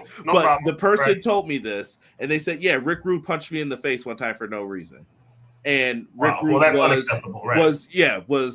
He was dealt with accordingly, and then he came back and apologized because he was told to do that. Like, so there's issues sometimes too behind the scenes. Ted DiBiase, I couldn't tell you why it never happened. Ridiculous. They missed the boat. Absolutely ridiculous. Yeah, you missed the boat on some people. That's what I'm saying with this. So to bring it back to the great point that you brought up and the great subject matter you brought up about Sami Zayn can't lace Scott Hall or Kurt Angle's boots. But Kevin Owens has been the world champ. So okay, so Sammy's not good enough. Like, I know at one point that's where Kevin Owens was hot, but was Kevin Owens hotter than Sami Zayn? Kevin Owens is better than Sami Zayn. Really? You feel that way? Oh, sure. I don't these days. Kevin Owens is better on the microphone than Sami Zayn, and Kevin Owens is. You know what? I'm not going to say definitively that he's better in the ring than Sami Zayn because Sami Zayn's a very talented guy. But I think it's a toss-up in the ring, and I think Kevin Owens is better than him on the microphone. Interesting. See, I kind of feel the other way. I feel like over time now I'm starting to see more. I'm like, nah, I think Sammy's the one. Fair enough. Let me see. Someone Good conversation, though. Yeah, Jeff Hardy versus Sting. Well, that was atrocious, bro. That was like ridiculous, right? Yeah. When Eric Bischoff's like change of plans, and people paid for that. You talk about not spending money on pay-per-views. And I'm glad James brought that up, Conrad, because what I want to do is I want to really break down the difference. And it's a small diatribe I'm about to break down right now, but just bear with me. Jeff Hardy that night in TNA showed up to the ring twisted.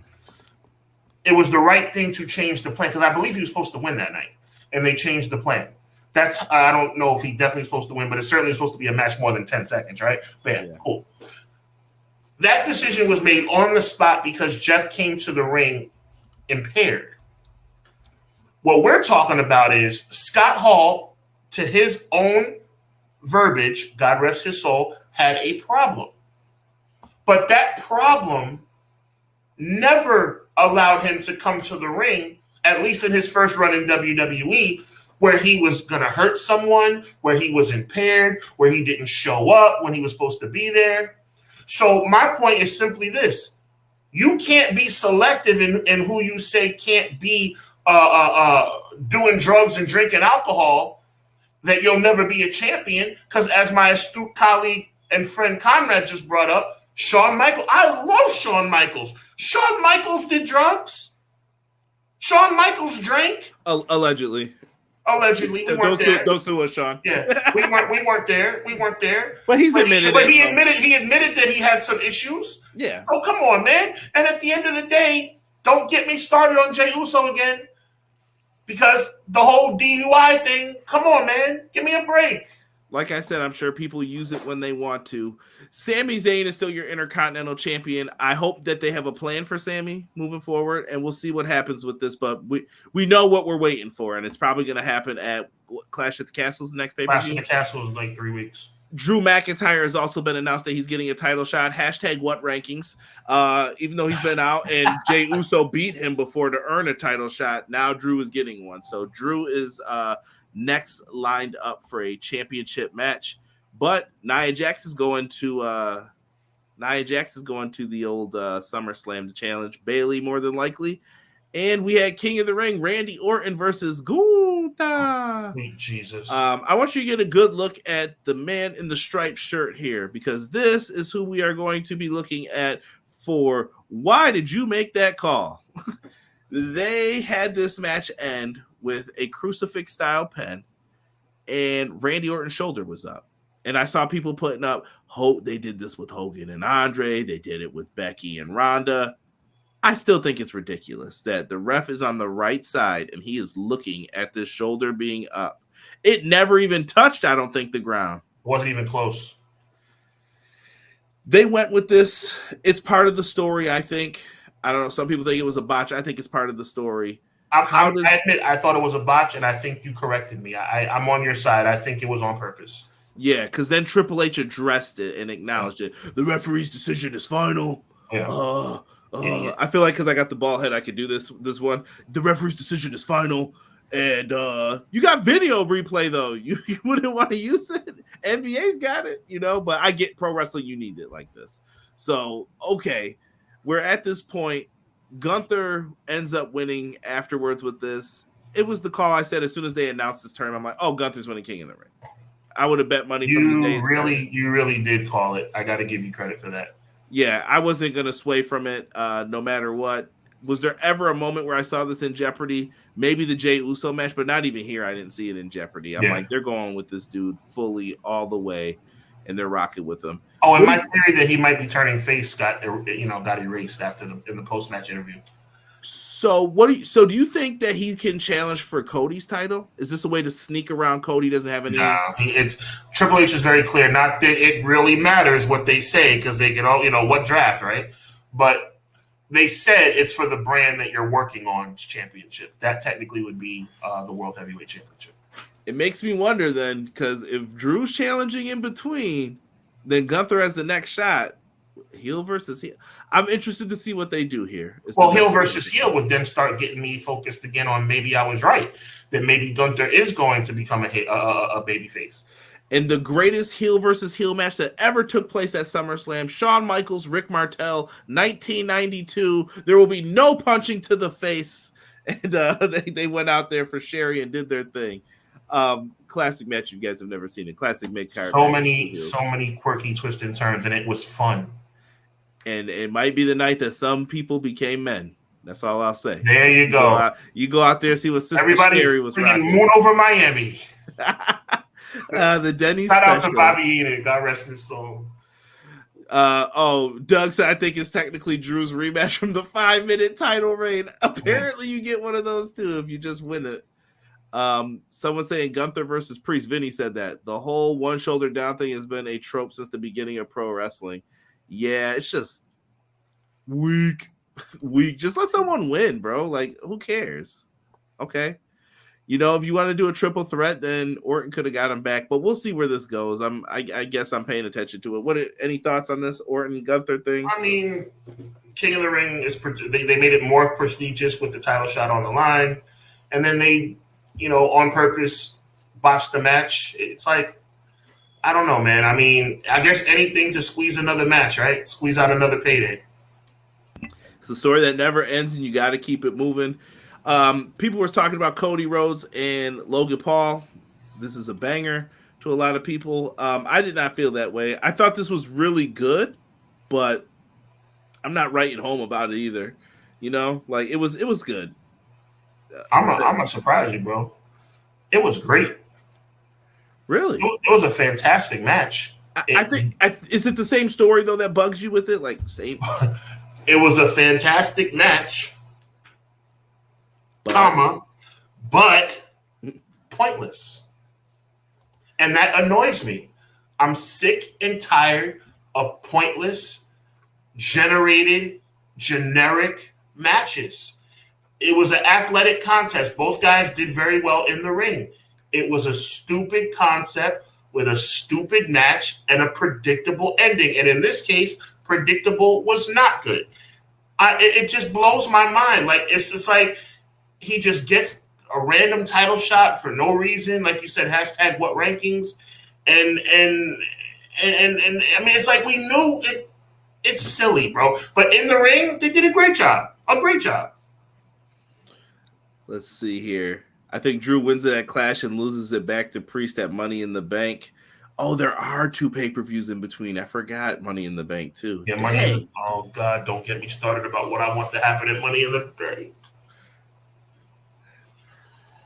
They're cashing in for the tag team titles. What is this? I'm sorry, I had to. That's cruel. That you're supposed to be my friend, bro. I know. I think he is going to be in Money in the Bank. I just don't. I'm interested. He's probably not going to win. He'll be in it. He's going to be in it though. Yeah, I'm sure he will. But yeah, we'll talk about that later. Yeah, once we get to there. McKinney said. So, okay, Drew and Punk at SummerSlam, I could see that happening.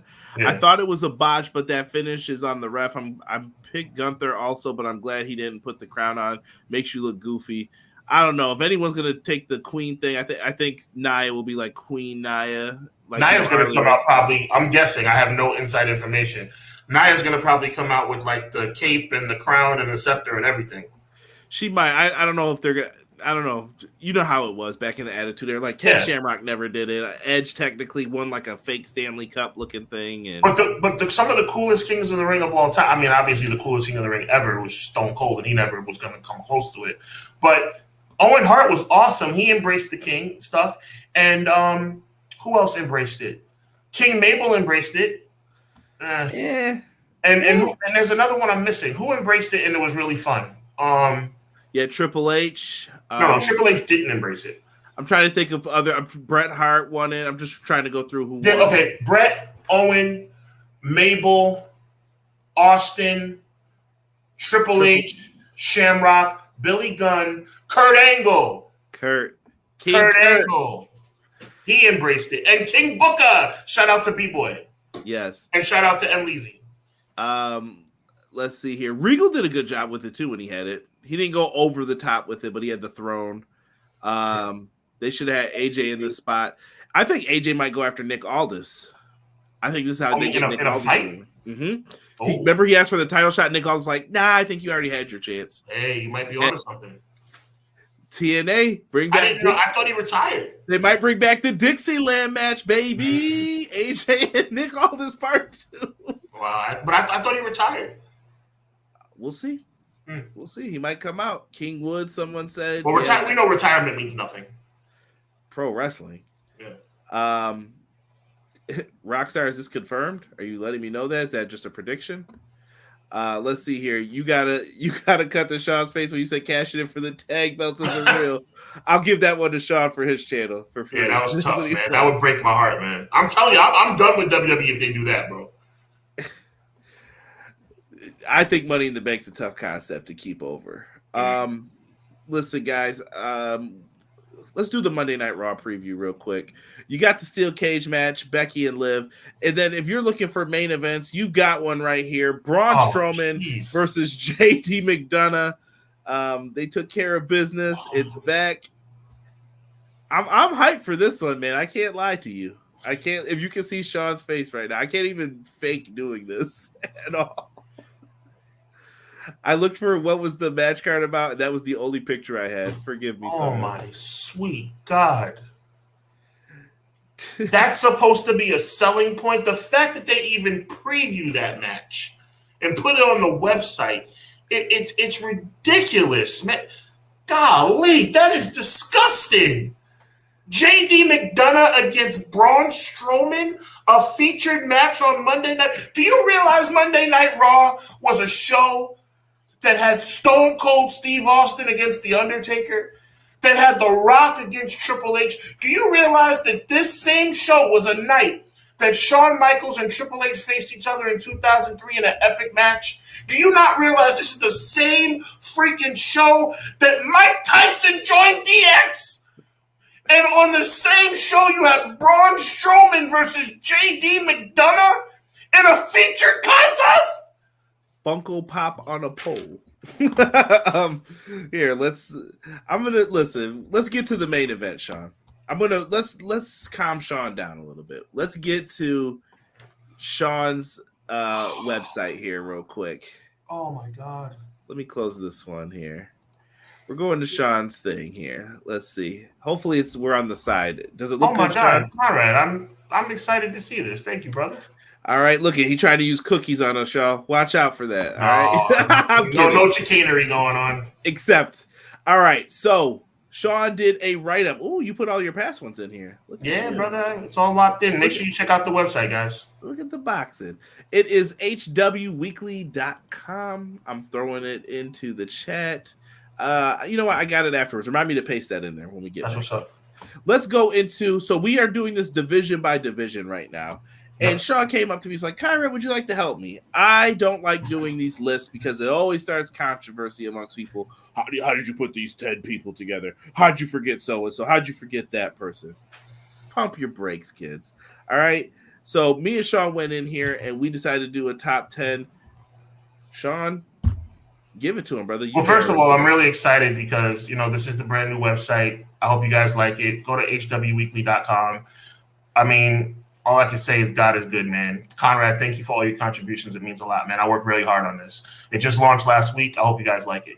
But the first featured article, everything else is brand new podcasts and retro articles. But the first debut article on the website is Conrad and I's top 10 pro wrestlers in the industry today. And this is the men's edition. The women's edition and the tag team division are coming soon. And Conrad, just scroll down for me, man. The first list is my list. Well, and the second list is going to be I want you to give them the criteria first. Okay, cool. Well, the criteria that we came up with is the following: in-ring performance, popularity, and microphone and interview ability. So when you combine those three elements, where we decided who in the industry are the best wrestlers in the world today. Now, keep in mind, MJF just came back last night. That's why MJF did not make my top 10 list, but he is in the top of my honorable mentions. So with that criteria in mind, the Hubbard Wrestling Weekly top 10 men's division in the world today. Honorable mention to Josh Alexander, MJF, Samoa Joe, and Christian Cage. At number 10, ladies and gentlemen, I want you guys to lock in and feel me on this. I'm going to give a quick synopsis. I'm going to let Conrad do a synopsis of his. Number 10 on my list, yes, Jey Uso did make my top 10. Jey Uso is not going to be in the top 5, top 1, top 3, but Jey Uso deserves to be in a top 10 list in the industry today in 2024 because of the criteria listed above. He is not great on the microphone, which is why he would not be a top 5. He has a halfway decent moveset, contrary to what McKinney thinks. God bless you, brother. But arguably, and I don't even think it's arguable, Jey Uso is the most popular professional wrestler in the world right now. And that is no exaggeration. Jey Uso could not be more over if he tried. So Jey Uso, for that reason, is to number 10 on HWW's top 10 list. At number 9, currently inactive, but still too good to leave off the list. Former world heavyweight champion. You see all the accolades underneath. I have to give it to Seth freaking Rollins. It's self-explanatory. Maybe some people might think he's higher, but he has to be in the top 10 without question. Then we have at number 8, the current AEW World Heavyweight Champion, the one and only Swerve Strickland. Some people might think he should be lower. Some people think he should be higher. I think for the sake of this list at this current time, number 8 is exactly where he should be. He's come on the scene. He's made the scene happen in a major way since joining AEW. Took his career to a whole nother level. The first African-American AEW champion in history and much deserved. He's number 8. At number 7, I think Gunther, and this was hard for me because number 7 might seem a little bit low, but I wasn't going to not give him his flowers. At number 7, I have the former, longest reigning, I should say, Intercontinental Champion in history, and now the current King of the Ring, Gunther. He is amazing, and he is outright one of the best in the world. At number 6, Okada. Nothing really needs to be explained. New Japan, AEW, outstanding. At number 5, I consider the number 5 ranked wrestler in the world today to be Bryan Danielson. He's a tremendous in-ring talent. His mic work has gotten better over the years, and he is a decorated superstar from ROH, WWE, and AEW. The number 4, some people might think he should be higher. I am going to take a couple of points away because he's been off television, but I keep him on the list because he has been on TV in an interview and run-in capacity. CM Punk. Nothing really needs to be explained. He's amazing, and he's definitely in my top 4. Here's where it gets interesting. At number 3, I have number 3, the third-ranked professional wrestler in the world today, according to myself, Cody Rhodes, the reigning undisputed champion. He's tremendous in the ring. He's super popular, but I think his mic work needs some improvement. I am not a big fan of a Cody Rhodes promo. It seems very babyface, and when I say babyface, I mean like take a spoonful of sugar and eat it up and it rots your teeth. It's a little bit too babyface. I think he needs a little bit more of an edge. I think he needs a little bit more of an upgrade as it relates to some content that he talks about on the microphone. For that reason and that reason only, I have him at number 3. At number 2, 100%. Some people might put him at number 1, maybe a little higher, maybe a little lower. Roman Reigns, 1,316 days speaks for itself. He's currently on hiatus. He will be back. Roman Reigns, the most decorated champion in the history of WWE in the past 25 to 30 years. Amazing on the in ring. He's gotten better on the microphone, and he couldn't be more popular if he tried. The Tribal Chief is number 2, and I've been consistent since day 1, Conrad. The best wrestler alive today Will Ospreay, IWGP World Champion, IWGP United States Champion, never open weight champion, Ring of Honor World Television Champion, and now the new AEW Continental Champion. His in-ring work is unmatched. His mic work is very good. His popularity is tremendous internationally and domestically. Will Ospreay is the best wrestler alive today. Different list, man. I'm telling you. The AEW, well, he's okay. I apologize. He's not the Continental Champion. Thank you, Joel. He is the current International Champion. Okada is the Continental Champion. Excuse me. Yes, and yes, 100%. My honorable mention list was large. So Sean will tell you, we had a discussion about this partway through when I was making my list. And I was like, well, wait a minute now. How are we factoring in some of these people? MJF hadn't been here the whole time, but if you ask me, would I put him as one of the top 10 wrestlers? Absolutely, in totality right now. But when we're looking at just 2024, couldn't put him on there. Damian Priest, I thought, was someone else who probably deserved a nod to at least be heard from. Jey Uso, same reasons that Sean had mentioned before. Josh Alexander from Impact. Moose also, or excuse me, TNA, sorry. Moose from TNA as well. And Sami Zayn, I even put on my honorable mention list. I think he's been crushing it as well, despite what me and Sean were talking about earlier. At number 10, I had Drew McIntyre.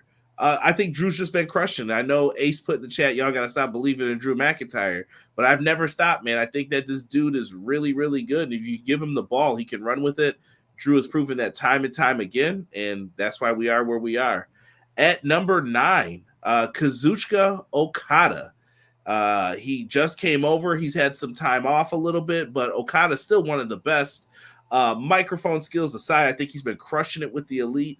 Not my favorite people in the world, but I think they've been doing the darn thing.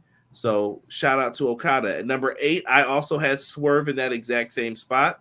First ever Black AEW World Champ. Can't be mad at it. I think he's doing a tremendous job, and I think the main event is somewhere where this brother needs to stay. Yes, sir. Number 7, I got Bryan Danielson, and I thought this was kind of crazy to have him down here, but Bryan Danielson, it doesn't matter how many pinfall losses he takes, what he's done, his resume speaks for itself. One of the best wrestlers in the world today. If you don't know, go check out all the matches he's done this year. He's definitely going to be in when we do our EPW awards at the end of the year. His name is going to be popping up in many of those, saying, how many times are you going to see his name for match of the year? I think you're going to see it a few times.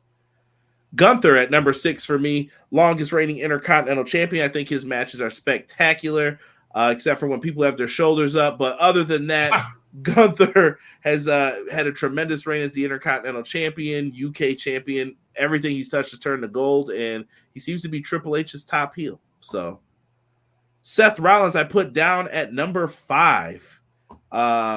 Seth Rollins has been someone who you can depend on. He's been tremendous. And listen, this is coming from someone who is a harsh Seth Rollins critic at times with the character and such, but I will not deny his in-ring ability, his ability when he gets serious to go on that microphone and do what he does best. Big shout out to Seth Rollins. A reason for why I think Seth Rollins got to show that he was serious is this person, CM Punk. And this is someone who's only wrestled one match, the Royal Rumble. But looking at his body of work, CM Punk's promo skills had turned around WrestleMania. Him being on commentary, him getting in that ring, him facing off with Drew. CM Punk is helping carry interest for the show. Look at the ratings that he's been doing for them. He's a huge asset to WWE, and he looks happy. I hope he stays happy. Good for CM Punk. At number 3, I have Roman Reigns. Roman Reigns, longest Universal Champion. What hurts him is his inactiveness, but he is still someone who I think you can put up there and do some tremendous stuff with. Number 2, Cody Rhodes. I think Cody is good on the microphone. I don't know if I fully agree with Sean on the promos. I think he can cut a good one when he wants to. I don't know if Sean feels that same way, but Cody can do it when he wants to. When he's good and he's on point, he's one of the best. So good for the current WWE, undisputed champion now, Cody Rhodes. And at number 1, we got to agree, brother, Will freaking Ospreay. You're not beating this dude, bro. He made Derek get up and walk out the house, bro. He landed on his feet and then hit a hidden blade, bro. No one better. Unbelievable. No one better, bro.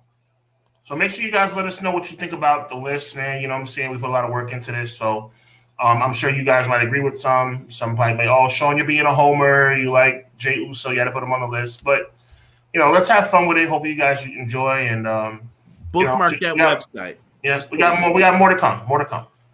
Yeah, we'll definitely talk about it. We have stuff with fan feedback too. Maybe that's something we could feature too, Sean. Maybe something with like the audience. Like absolutely, we polled the audience and this is what they thought. Absolutely. Very interesting, man. Sean's got those profiles coming up. I believe we're going to be doing a boxing listed or a boxing preview coming up here soon as well. Adrian the Problem Broner is coming back. We're going to do a little bit about the fight, but more about his career retrospective coming up later this week. The King of the Ring, the Money in the Bank preview is coming in July. The SummerSlam preview is coming in August. And like Conrad just said, we're going to be doing the wrestling profiles, little 10-minute blurbs on the podcast about professional wrestlers and their background. So look out for the Nia Jax episode tomorrow, which will debut this brand new series. Me and Derek will be live on Wednesday for Dynamite. Make sure you guys are there. We're going to start the build towards Forbidden Door. We'll be at that show in Buffalo for the Go Home show, and I'm looking forward to it. So you guys check that out. I'm going to let Sean take us out, and then we'll get on out of here so you guys can get ready to watch some Monday Night Raw. Yes, sir. Yes, sir. So listen, I just want to say to Tyrese Halliburton, ironic how things work out, isn't it? You make fun of people getting injured, and all of a sudden you come on now. Come on. I mean, he made fun of us, right? He said that we were soft, but about to get swept. Anyway, I digress. Really happy to be with you guys tonight. Conrad, it's always a pleasure. Chad, it's always a pleasure. This is where you see us every Monday night at 6:05. For the 92nd week in a row next week, it'll be 92 weeks in a row. We do not take any time off. We do this because we love the industry and we love y'all. So let's keep the momentum going. Enjoy the basketball game tonight. Enjoy Monday Night Raw tonight. Meet us here at 6:05 next Monday night. Meet Conrad and Derek right here on Wednesday at 10:10 for the AEW review. Check out the blurb that I put out tomorrow about Nia Jax and much, much more. I am Sean Hubbard. He is Conrad Cushman. We are Clash of the Podcast. God bless. Be encouraged. And always remember, evil never prevails. Until next time, we're out. Pull your pants up, Sims.